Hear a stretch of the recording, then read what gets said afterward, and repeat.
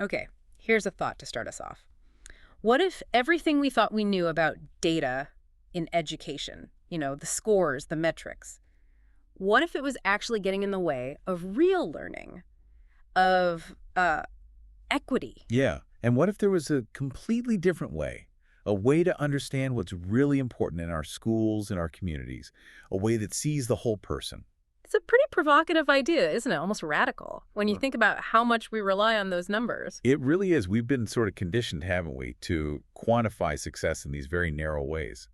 But what if those tools, maybe designed with good intentions, were actually, well, limiting us, blinding us to the full picture? What if they were even like perpetuating the problems we're trying to fix? Exactly. That's the big question. And that's precisely the aha moment we're diving into today. Welcome everyone to the deep dive.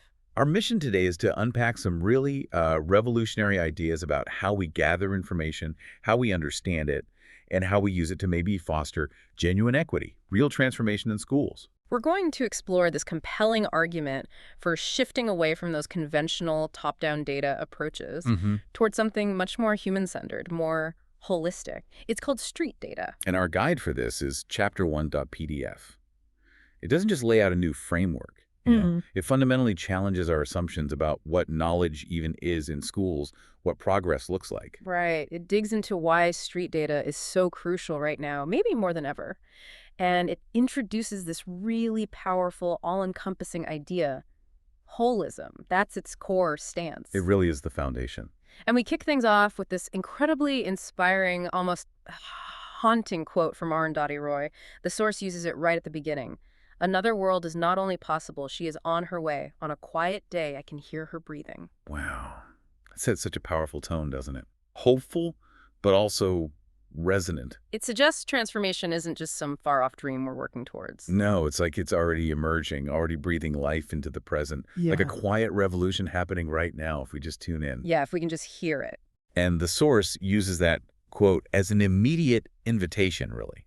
An invitation to fundamentally reimagine how we know things, how we learn. It's a call to see change, not just as something we have to create from nothing. Right. But as something that's already unfolding, something we need to notice and nurture and, well, participate in. Looking for those subtle signs in classrooms, in communities, hearing that breathing. Exactly. So if another world is possible and it's already on its way, what does that look like in education specifically? The source doesn't pull any punches. It throws this existential question right at us.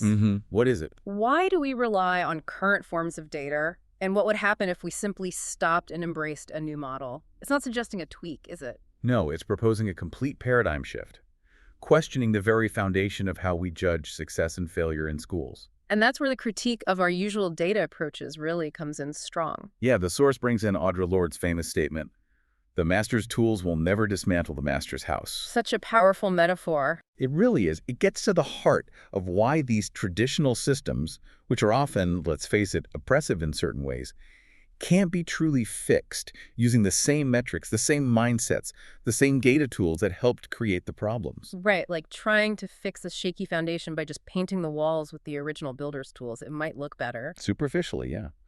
But it doesn't change the underlying structural flaws.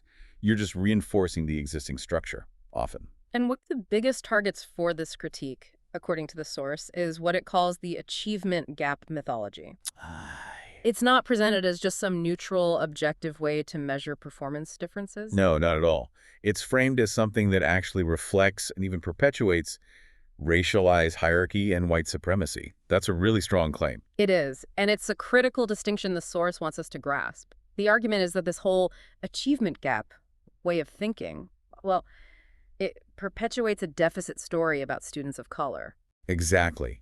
It constantly frames things in terms of what these students supposedly lack, what they don't know, what scores they don't hit, how they don't measure up to some standard. Instead of acknowledging their strengths. Precisely. Instead of valuing and building on their inherent strengths, their cultural wealth, their diverse ways of knowing, when you only look for deficits, you completely miss the assets. Like, imagine a student who's brilliant at navigating complex social stuff, or maybe translates for their family, or understands community dynamics deeply.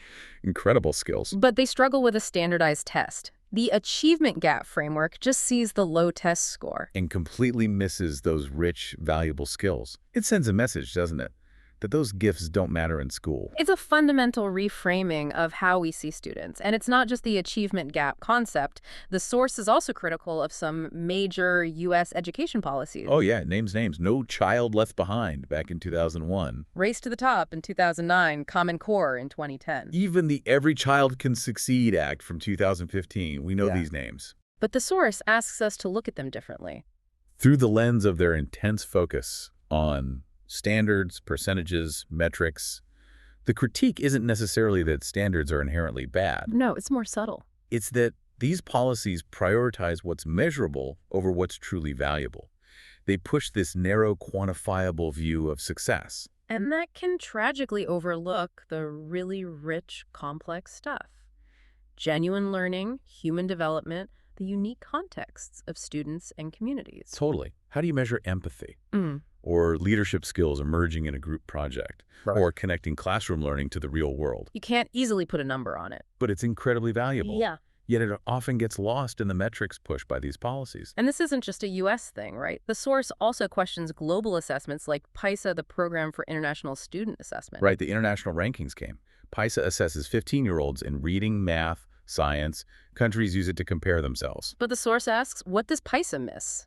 Things like student well-being, belonging, cultural relevance. Exactly. If you only optimize for PISA scores, are you accidentally neglecting crucial parts of what it means to educate a whole human being? It's like polishing the leaves but ignoring the roots of the tree. That's a great analogy. And speaking of roots, the source directly tackles systemic racism in education.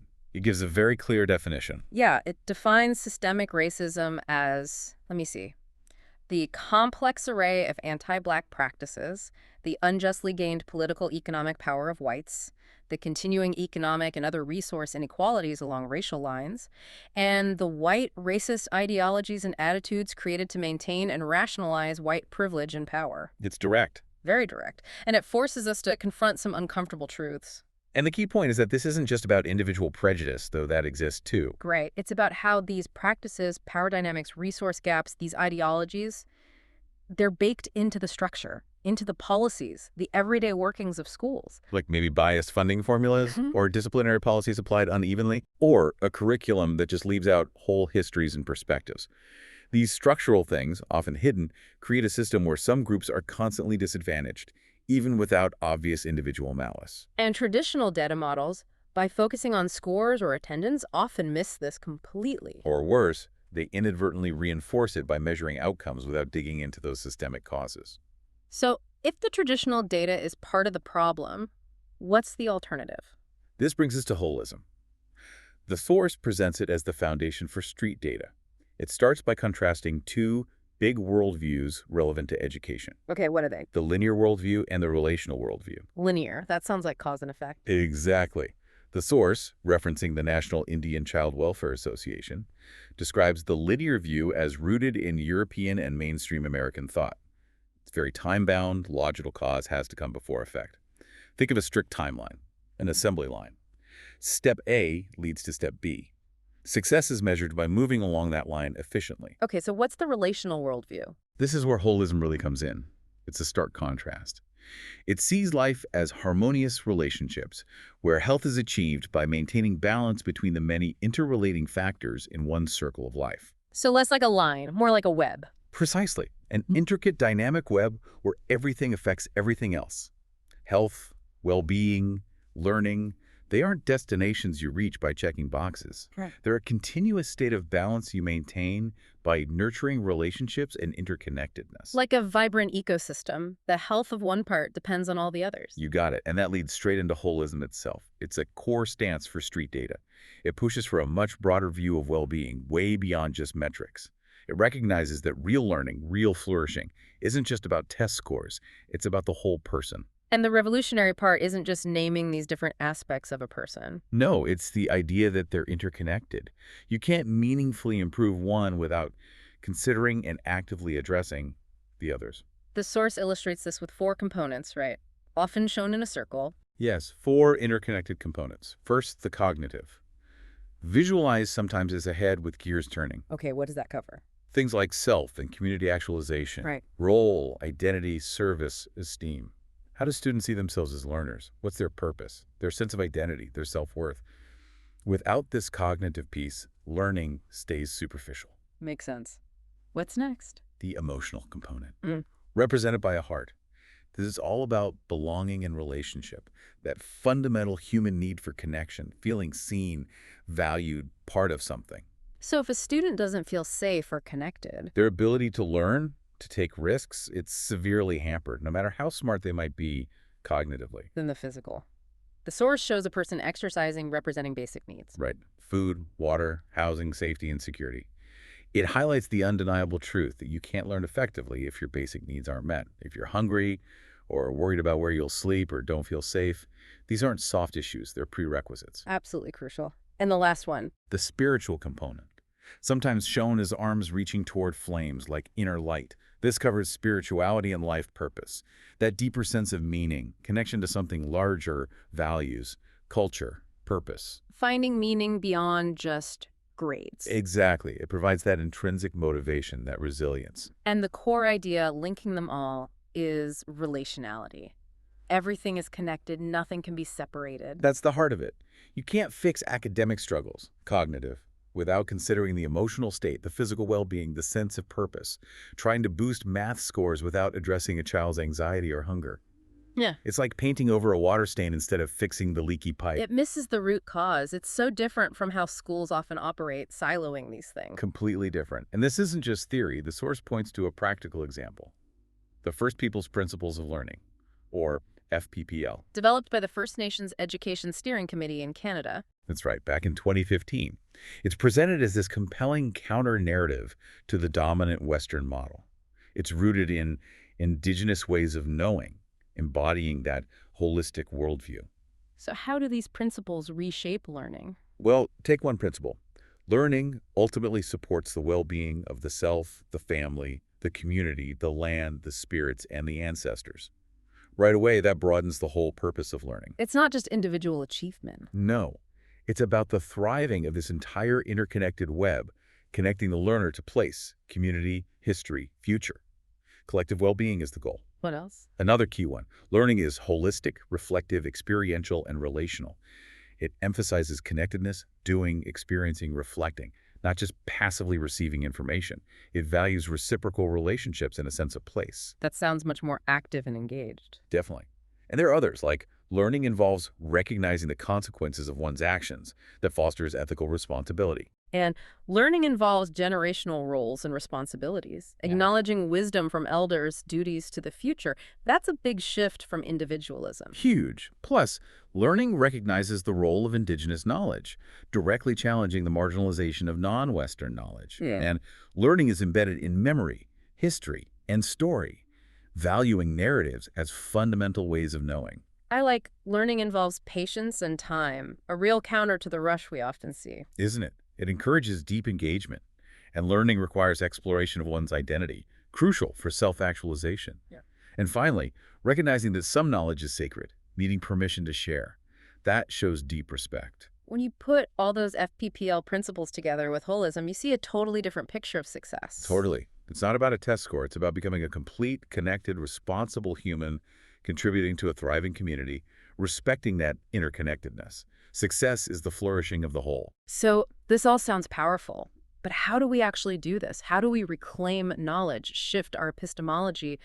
The source gives this incredible anecdote, reclaiming the village. Ah, yes, that's a really moving story. The setting itself is incredibly significant. It takes place at a former residential boarding school in Duncan, British Columbia. On Vancouver Island. These schools have such a painful history. Forced assimilation, cultural suppression, trauma. Exactly. Sites of profound historical trauma. So gathering there carries immense symbolic weight. The gathering itself is in a circle, right? Reinforcing that relational idea. Yes, First Nations elders, non-Indigenous women, educational leaders, Mm-hmm. all there for deep listening leadership. Yeah. It's more than a meeting. It's described as a collective act of healing. And then there's Tabilam's story, a guide who shares how just being in that building, a relic of the Sisters of St. Anne, makes his heart heavy. He talks about how his traditional language, hoolicominum, and his music were robbed from him in those institutions. But then in that circle, he finds healing through those very things, language, song. It's incredibly powerful. It really underscores the impact of those places and the resilience needed for reclamation, healing through what was stolen. It speaks volumes about the power of indigenous culture. Then Michelle, another participant, shares this insight about hierarchy. Right. She observes how the hierarchical system, symbolic of Western society, breeds competition and lateral violence. People transfer their experience of oppression onto those below them. Instead of challenging the system itself, we see that play out in schools sometimes, right? Power dynamics causing strife. Absolutely. Then the gathering shifts into these amazing communal activities, weaving cedar baskets, preparing and sharing traditional foods like smoked salmon, singing traditional songs. A real enactment of that relational worldview. And in that process, the old ladies, the elders, become the revered center of village life, not marginalized, but central. It's about sharing culture, wisdom, healing. It completely flips the usual hierarchy. But even in that setting, when they ask questions like, how does it feel to be in this community, the responses were really raw. Yeah, people said things like, shut out, isolated, invisible. Like I have to clamor to get up front. I can only see the backs of people's heads. Even in a circle. It shows how deeply ingrained those individualistic hierarchical mindsets are, the pain of exclusion. Right. Changing the physical setup isn't enough. You need that deeper cultural shift. And this whole anecdote illustrates the village philosophy the source promotes. Shifting from hierarchy to a circle where emotion is valid knowledge, connecting over shared histories. And where the core belief is, every child has a distinct gift, a total counter to the deficit achievement gap thinking. And children are paired with mentors to learn those gifts. Real intergenerational learning, not just standardized curriculum. Exactly. This story really brings us to that fundamental question the source keeps asking, epistemology. How do we know what we know? What counts as knowledge? Where does that hierarchy of knowledge come from? It's a deep dive into truth itself. The source critiques Western epistemology, arguing it often equates understanding with measuring. Knowledge gets valued when it's validated by quantity. Like a test score is valid data. But a teacher's deep intuition about a child or an elder's traditional wisdom, that gets dismissed as anecdotal, unmeasurable. That's the hierarchy it challenges. What gets counted often counts more, even if it's less valuable. It also mentions scientific colonialism, the idea that our own ingrained ways of thinking, usually Western, can trap us. Right. Conceptually incarcerated is the term used. It limits our ability to even see or value other forms of knowledge. A researcher might design something based purely on Western metrics, unintentionally ignoring indigenous ways of learning because their framework doesn't recognize it as valid data. It's like wearing blinders you don't even know you have. The source also references Stuart Hall's components of Western knowledge, building classifying societies, creating images, representation systems, evaluation criteria. These shape how we understand, reinforcing power structures. And there's a direct historical line from this, isn't there? How data became valid through measurement, often rooted in things like eugenics and early IQ testing. A really problematic history. And that lineage, the source argues, leads straight to the achievement gap myth, the test and punish era, and even reinforcing pseudoscientific ideas about genetic differences in intelligence. It connects flawed epistemology to real harm in education. So the real challenge isn't just test scores or curriculum guides. No. The source says the deepest challenges lie in the cultural wealth and wisdom of our villages, both current and ancestral. It's about reevaluating what we value as knowledge, recognizing those overlooked sources, stories, traditions, lived experiences that traditional data misses, shifting from deficit to assets. Okay, so after critiquing the old ways and introducing holism, the source offers a path forward, the street data framework. It's presented as a practical roadmap for your journey. And it's grounded in 3 core beliefs about what data can be, which is a really different way of thinking about data. What are they? First, data can be humanizing, shifting focus from numbers back to people, their stories, their full humanity. Second, data can be liberatory. It can actually help free us from oppressive systems and narratives, using info to dismantle inequity, not reinforce it. And third, data can be healing. It can address past harms, acknowledge trauma, promote well-being, moving data from a tool of compliance to one of empathy, justice, restoration. that's a radical reimagining. The framework itself has 4 parts. Yeah, 4 parts, each with guiding principles and core stances. Part 1 is, Why street data? Why now? It basically recaps what we've discussed, the need to reimagine knowing and learning, grounded in holism. Yeah. Sets the stage. Got it. Then part two. Part 2, choose the margins. This is about changing how we see and collect data. Guiding principle 2 is see the barriers, imagine what is possible. The stance is awareness, seeing those invisible structural barriers and daring to envision something truly equitable. Asking what's really stopping the student Right. beyond the scores. Exactly. Then guiding principle 3, center voices from the margins. The stance is anti-racism, intentionally shifting perspective, prioritizing the experiences of those historically marginalized students of color, indigenous students, etc., listening to the silenced voices. And principle 4. Seek root causes over quick fixes. The stance is deep listening, moving beyond symptoms like low scores to understand the underlying systemic issues, resisting easy answers, committing to empathetic inquiry, understanding the deep why. So how do you do that in part 2? What are the actions? 2 key actions. First, flip the dashboard. Invert the traditional top-down data model. Data should flow up from lived experiences of students, families, educators, not dictated from the district office down. So student surveys on belonging might become more important than district spreadsheets. Potentially, yes. And second, pound the pavement. Literally go into communities, engage directly, collect that robust array of street data. Through conversations, listening to stories, observations. Yes. Understanding lived realities. Qualitative insights like narratives, hopes, fears, experiences of racism or support. Maybe some quantitative data too, but collected in culturally responsive ways, meaningful to the community, moving way beyond standard metrics. Okay, that leads to part 3. Deepen the learning. This is about using those insights to transform teaching and learning itself. Right. Guiding principle 5. Equity work is first and foremost pedagogical. The stance is agency. Equity isn't just policy, it's how teaching happens, empowering learners, students, and educators to own their growth. Building capacity? Exactly. Guiding principle 6. Less is more, focus is everything. Stance. Coherence. Countering the overwhelming fragmented curriculum, prioritizing deep understanding over superficial breadth, focusing on what truly matters. Like exploring a few key concepts deeply, making connections. Yes. And principle 7. Mobilize a pedagogy of voice for educators. Stance. Symmetry. Empowering educators as learners, too, creating a reciprocal environment where students and teachers both have agency. Learning flows both ways. Shared ownership. And the practical actions for part 3. First, redefine success. Move beyond just scores to a holistic view, emotional intelligence, civic engagement, cultural identity, problem solving, alongside academics. Then build coherence.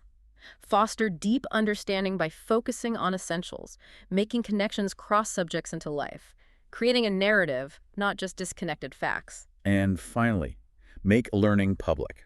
Using things like performance-based assessment, culturally responsive projects, letting students show understanding authentically, reflecting their identities and communities, not just on standardized tests. Projects, presentations, community work. Exactly. Ways that are meaningful to the student. Which brings us to the final part, part 4. Transform the culture. This sounds like where it all comes together. It really is. Embedding equity into the daily fabric of the school. Guiding principle 8. Break the cycle of shame. Stance. Vulnerability. Creating environments where mistakes are learning opportunities, not failures to hide. Where people feel safe to be open, authentic, vulnerable about challenges and biases. Moving away from shaming towards understanding. Yes. And principle 9.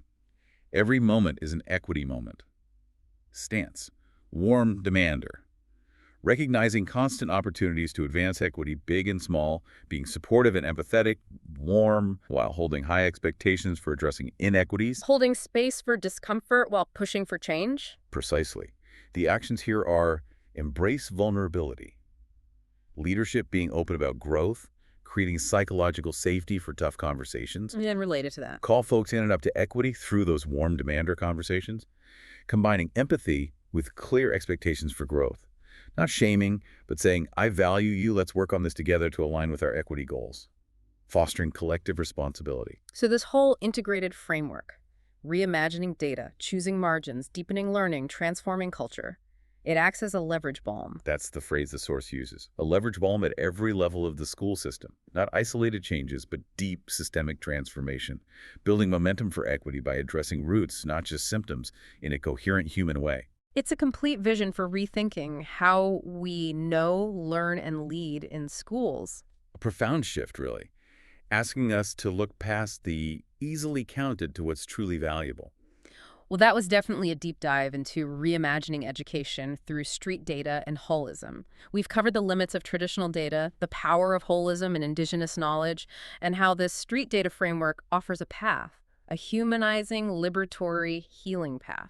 It really boils down to shifting what we value, what we measure, and crucially, who we listen to. And this isn't just relevant for educators. Not at all.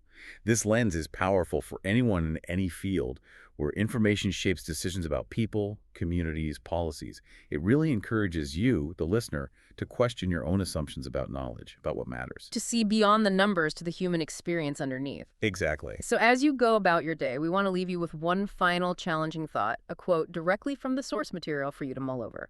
For all our talk of being student-centered, we have bought into a success paradigm that robs many children of their voices, marginalizes their gifts, and prioritizes measurement and incremental improvement over learning and transformation. Wow. What are your reactions to that? Does it resonate? Does it challenge you? Do you agree, disagree?